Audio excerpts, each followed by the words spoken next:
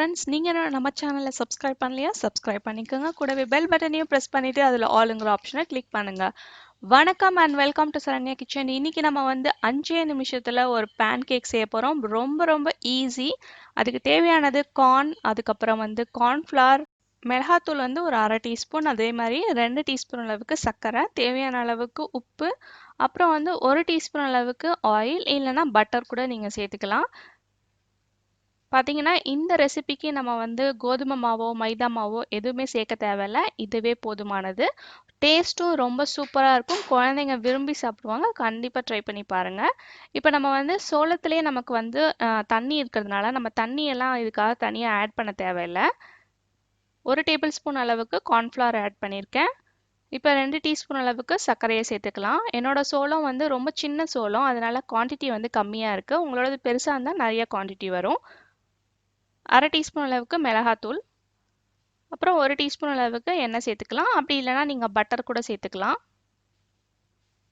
உங்களுக்கு ஃப்ளேவருக்கு ஏலக்காய் தூள் அப்படி இல்லைனா வெனிலா எசன்ஸ் இருந்தால் தேவைப்பட்டால் சேர்த்துக்கலாம். இப்படி பிளெயினாக செஞ்சால் கூட டேஸ்ட் நல்லாயிருக்கும். இப்போ இதெல்லாத்தையும் போட்டு நம்ம மிக்சியில் அரைச்சிட்டு வந்துடலாம். கொரகொரப்பாக அரைக்கணும், ரொம்ப நைஸாக அரைச்சிடக்கூடாது. பாருங்கள், இப்போ நம்ம கார்ன் சேர்த்தோம் இல்லையா, அது நல்லா ஃப்ரெஷ்ஷாக இருக்கிறதுனால அதில் உள்ள ஈரப்பதமே நமக்கு அரைக்கிறதுக்கு போதும். அதிலே வாட்டரி கண்டென்ட் இருக்குது பாருங்கள்.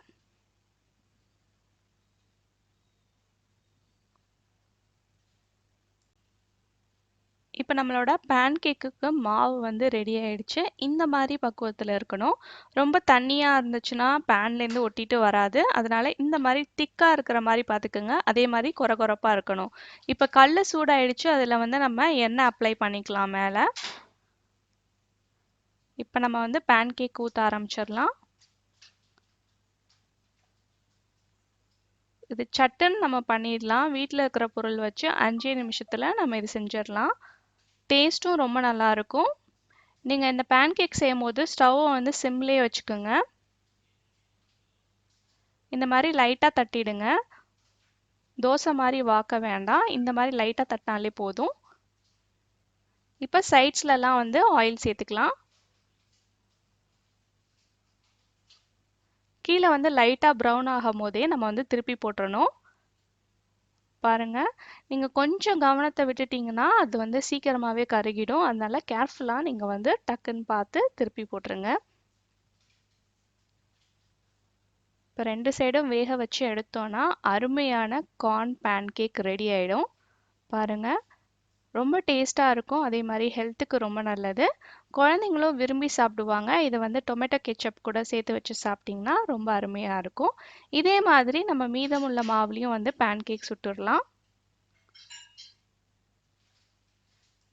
இந்த வீடியோ உங்களுக்கு பிடிச்சிருந்தா ஒரு தம்ஸ் அப் கொடுங்க. உங்கள் ஃப்ரெண்ட்ஸ் அண்ட் ஃபேமிலி கூட ஷேர் பண்ணுங்கள். மறக்காமல் சரண்யா கிச்சனை சப்ஸ்கிரைப் பண்ணி வச்சுக்கோங்க. இந்த நாள் இனிய நாளாக வாழ்த்துக்கள். நன்றி.